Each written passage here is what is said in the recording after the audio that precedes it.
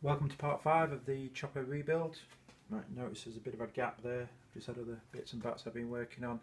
Nothing too serious, just a couple of bike services. I think I've fitted some new grips to one of my bikes as well. So what I'll do is we'll get the green bike up on the rack.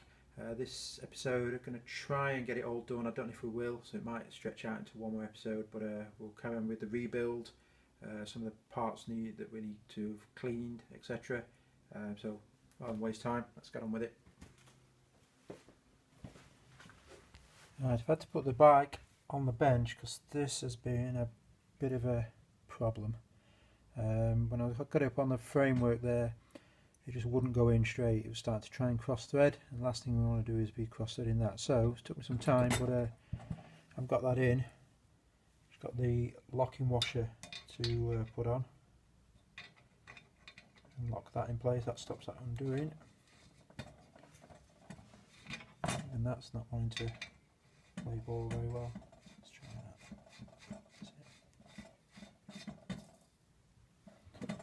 that. Just tap that round.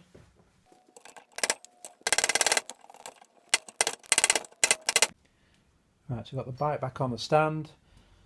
As you saw earlier, managed to get the crank in and the bearings. That's been cleaned. So the pin itself is slightly longer on the sprocket side, just to compensate for the fact you're going to be putting a sprocket on. So you've got that notched section there on the sprocket, sorry, on the crank pin. So basically we'll put the sprocket side on first. So I'm going to put it on, just roughly. Then I'm going to turn it so I can't see this pin. That means then that indent is there. That's about there.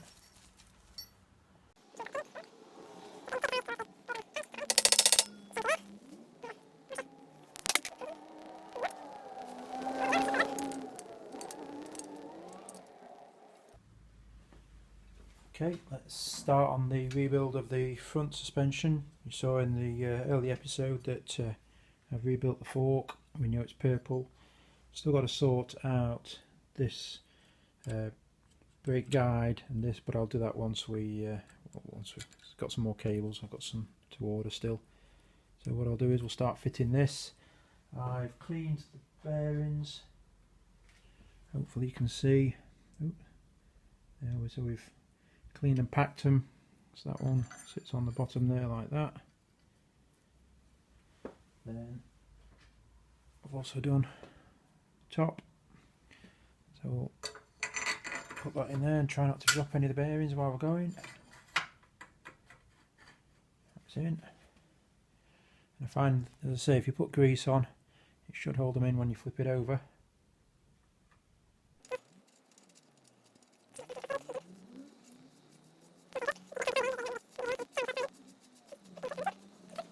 Far so good. It take a bit of time to find the bearings, as you might remember they went everywhere, so scouring the floor to find them. Just bring that up a little. Get a cloth. So I'm just bringing it hand tight, just seeing what the steer's like on it. It's a little bit tight, so that's it. So what you're looking for is no juddering when you're turning this. It should just turn freely, but also you don't want any rock. So if you want to basically just waggle it, and if you can feel any play, then you need to take it up a bit. But that's pretty good. Yeah, it's not stiff and it's not like moving around. There should be, so next on there, so somebody's put, I think that's either factory or there's a washer there, but I'll leave that in. But what there should be as well on these is, I think, a light bracket. There is one on the other bike. It's basically just looks like a washer on there, but then it comes out and it's got a bracket, so you used to be able to clip the lights on. This didn't have one on. I'm going to leave the one on the other bike because it's all original and factory. So all I'm going to do is put the locking nut on the top there, and we'll nip that down. So what I might do is just back that off a little, because when I lock this in, it's going to probably turn that bearing nut anyway.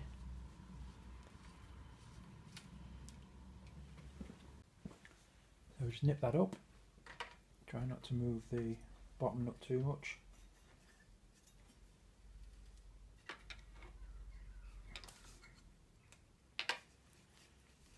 that's locked on. Make sure, yeah, it's locked on, and we've still got good movement on the thing. No, there's no play in that front end. Okay, so this is a fairly big part we've got to do now. We're going to put the seat sissy bar rear pannier back on. So I've got the cleaned up seat clamp. Drop that in first, hopefully you can see where you are there. What I'm going to do is I'm going to shoot a bit of grease. I've been looking online, so I know that the sissy bar posts gets jammed in there sometimes, so I'm going to shoot a bit of grease into that, just to make sure that any future builds don't get stuck. So next I've got the seat and post assembly and sissy bar assembly. So first of all, on here we need the upper spring stays. So you've got one on each. Each one then needs a spring.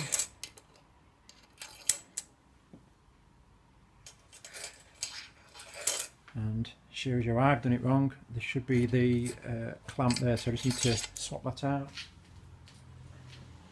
and put one of the clamps on each of those first.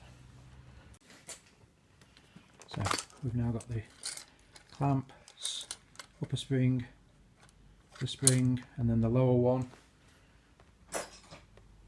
is built up on the pannier, so I'll put that on.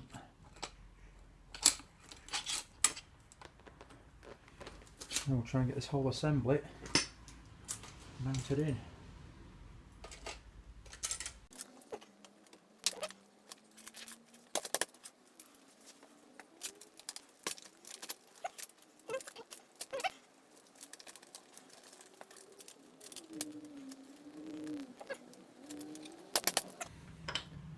A couple of bolts into there.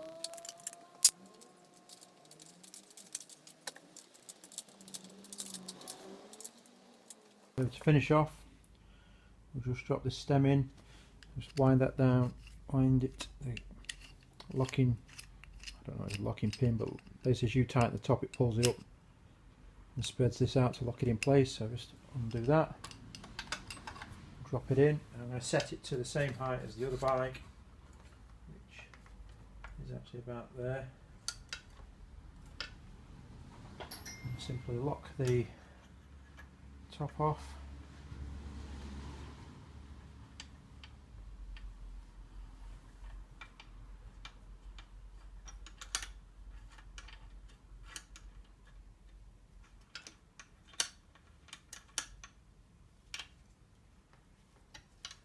Make sure it's straight, level with the forks, which that is.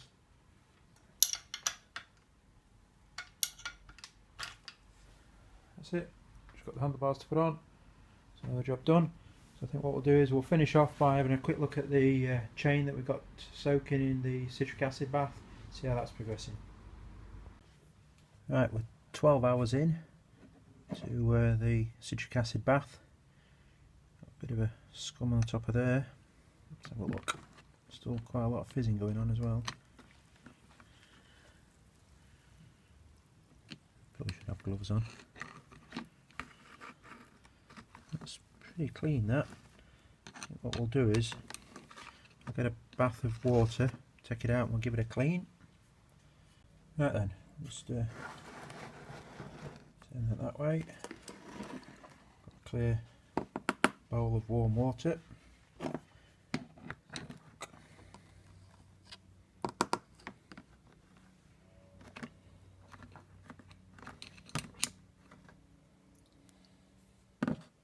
Sorry, move my hands out of the way.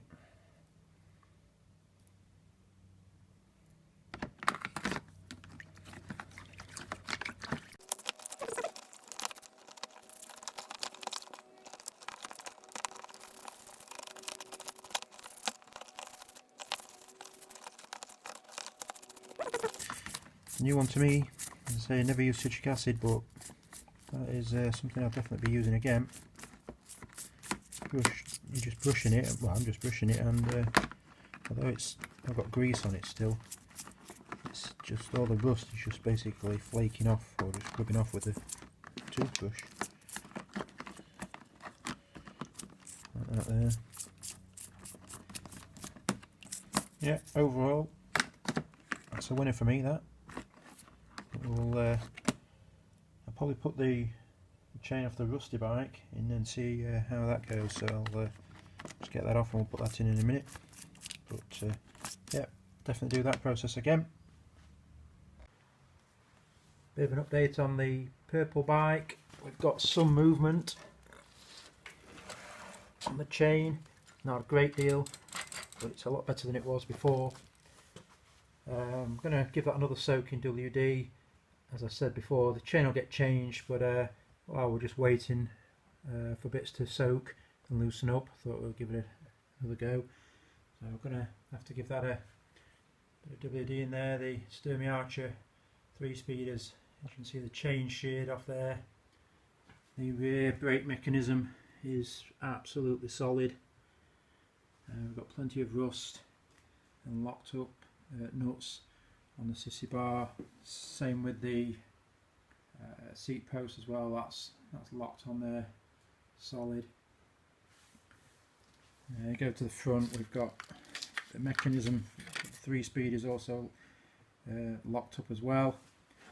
Front brakes. We've got a little bit of movement on them. It's not too bad. But even the stem and the handlebar locking nuts, they're welded solid with rust. So what I'll do is I'll give that a quick soak and then we'll get on to the green one.